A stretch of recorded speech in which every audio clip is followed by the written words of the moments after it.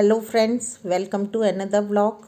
उम्मीद करती आप सब खुश होंगे, आबाद होंगे और अपने अपने घरों में महफूज होंगे। मैं फिर से हाजिर हूँ चौखट कहानी के दूसरे भाग को लेकर। और आपने पहले भाग में देखा कि किस तरह रिजवान बेला को धोखा देकर उस वक्त चला गया जब वो उसके बच्चे की माँ बनने वाली थी। इधर बेला की माँ तो पहले से ही घर छोड़कर भाग गई थी और उनका समाज में नाम काफ़ी ख़राब हो गया था। और एक और मुसीबत यह आ गई कि बेला बिन ब्याही माँ बन गई। अब बेला के भाई राजा और उसके पिताजी के लिए फिर से एक चुनौती सामने आ गई थी। और इस चुनौती से पार लगने के लिए राजा ने, जो बेला का भाई था, उसने अपने दोस्त मोंटी की माँ से बात करी, क्योंकि मोंटी की माँ ने कुछ दिन पहले कहा था कि मेरा भाई जो है वो विकलांग है और दुर्घटना में उसके पैर खराब हो चुके थे और वो व्हील चेयर पे ही था। और जो मोंटी की नानी थी, यानी कि मोंटी की माँ की जो माँ थी, वो इतना ज़्यादा उम्र के हिसाब से घर के कामकाज नहीं कर पाती थी। तो वो भी यही सोच रही थी कि कोई ऐसी गरीब अनाथ लड़की मिल जाए जो उनके विकलांग बेटे से शादी कर ले। और अब हम देखते हैं कि यहाँ पर राजा को वही बात याद आ गई कि मोंटी की माँ ने मुझसे कहा था कि कोई गरीब लड़की हो तो बताना जो मेरे भाई के साथ अपना जीवन निभा सके। मोंटी के मामा कानपुर में रहते थे, लेकिन उनको इस बात का एहसास नहीं था कि जिस लड़की को वो बता रही हैं, यानी कि राजा की बहन बेला, वो पहले से गर्भवती है। इस बात को लेके वो काफ़ी फ़िक्रमंद थे बेला के पिताजी। और उन्होंने कहा कि क्या उनको इस बात का पता है कि बेला पहले से माँ बनने वाली है और वो ऐसी लड़की से शादी करना पसंद करेंगे। और मोंटी के भाई ने कहा कि बापू, मोंटी और उसकी माँ से मैं बात करूँगा और शायद वो राज़ी भी हो जाए, बाकी भगवान की मर्ज़ी। दूसरे दिन राजा मोंटी के घर गया और उसने उसकी माँ से बेला के विषय में पूरी बात की। बेटा, उन्होंने कहा, जब कोई लड़की अपना पूरा जीवन किसी दिव्यांग के साथ बिताने के लिए तैयार है तो वह अपनी ज़िंदगी का इतना बड़ा फैसला ले रही है, तो हम भी उसके कुंवारी माँ बनने से कोई एतराज़ नहीं रखते। और वैसे भी दोनों को अपनी ज़िंदगी में कुछ ना कुछ समझौता तो करना ही पड़ेगा। बेटा, हम तो ये चाहते हैं कि वह मेरे भाई के साथ ताउम्र निभाए। माँ और पिताजी के गुजर जाने के बाद सारा कारोबार मेरे भाई के हाथों में आ गया है। बेला को वहाँ पर कोई भी परेशानी नहीं होगी और उसके होने वाले बच्चे को भी पिता का नाम मिल जाएगा। मैं आज ही अपने भाई से इस संबंध में फ़ोन पर बात करूँगी। वैसे तो वह इस रिश्ते के लिए मना नहीं करेगा। और चाची, आपसे एक बात और कहना है, राजा ने कहा। हाँ बोलो बेटा। यह बात आप मोहल्ले में किसी को भी पता नहीं लगने देना, नहीं तो हमारी बदनामी और ज़्यादा हो जाएगी।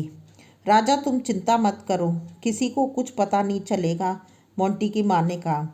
फिर कुछ ही घंटों के बाद मोंटी की माँ ने अपने भाई से बेला के विषय में बात की और बोली कि तुझे भी अब जिंदगी भर का कोई सहारा चाहिए। अब वह तुझसे शादी करती है तो एक पत्नी होने के नाते तेरी सेवा भी करेगी और उसको भी कोई ना कोई सहारा मिल जाएगा। अपनी बहन के समझाने पर मोंटी की माँ ने इस तरीके से सारी चीज़ों को जब उसके सामने रखा तो उसका भाई मोहन भी शादी के लिए तैयार हो गया। करीब एक हफ्ते के बाद राजा और मोंटी का परिवार कानपुर पहुंच गया। बेला और मोहन की शादी बहुत ही साधारण तरीके से एक मंदिर में करा दी गई। बेला ने मन ही मन ना चाहकर भी अपने पिताजी और भाई और अपने होने वाले बच्चे का मुंह देखते हुए अपनी ज़िंदगी से समझौता कर लिया। फिर बेला ने भी एक अच्छी पत्नी का फ़र्ज़ निभाते हुए मोहन की सेवा करने में अपने जी जान लगा दी। मोहन भी उसके सेवा भाव को देखकर उसे दिल से पसंद करने लगा। उसके विवाह को कुछ महीने ही पूरे हुए थे कि बेला ने एक बेटे को जन्म दिया। समय के साथ साथ मोहन का प्यार भी उस बेटे के लिए बढ़ने लगा। वह बेला की औलाद को अपनी ही औलाद समझता और उसको दिल से पिता का प्यार देता। बेला की ज़िंदगी अब सही दिशा में आगे बढ़ने लगी थी। इस तरह माँ और बाप का प्यार पाते हुए वो बेटा भी अब 1.5 साल का हो गया था।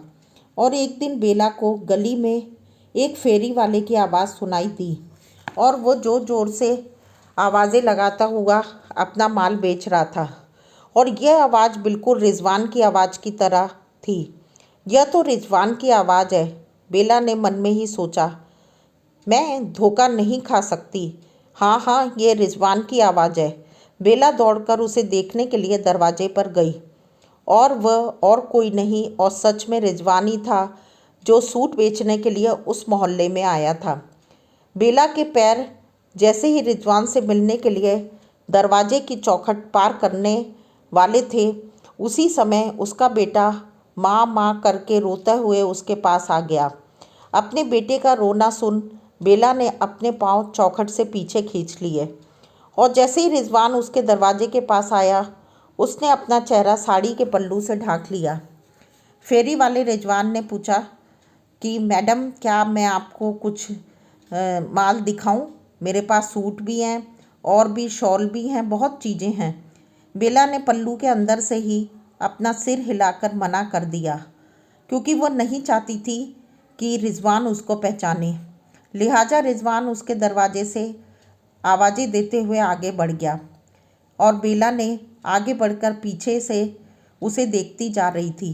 वह एक गली से दूसरी गली में मुड़ गया। बेला उसे बहुत दूर तक देखती रही, लेकिन उसने अपनी चौखट पार नहीं की। तो फ्रेंड्स, ये था चौखट कहानी का अंजाम। और उम्मीद करती हूँ कि आपको ये कहानी पसंद आई होगी कि अगर जीवन में इंसान से कभी कोई गलती हो जाती है तो उसको अपनी गलती को मान लेना चाहिए, लेकिन गलती को मानने के बाद अपनी ज़िंदगी में पीछे घूमकर नहीं देखना चाहिए, बल्कि आगे बढ़ने की चाह रखनी चाहिए। और जब इंसान अपनी गलती मान लेता है तो भगवान भी उसका साथ देता है और उसके लिए अच्छे रास्ते को निकालता है, उसके जीवन को आसान बनाता है। इसी कहानी का अंत अब यहाँ पर होता है और आपने देखा कि बेला ने अपनी दूसरी ज़िंदगी शुरू होने के बाद चौखट से अपना कदम बाहर नहीं किया। उम्मीद करती हूँ कहानी को आपने बहुत ही अच्छे से समझा होगा और इससे सीख भी ली होगी। मिलते हैं दूसरी कहानी के साथ फिर से। तब तक अपना और अपनों का ध्यान रखें, हमेशा खुश रहें और अपनी ज़िंदगी के फ़ैसलों को सोच समझ के लें। Stay blessed, be happy, take care, bye bye.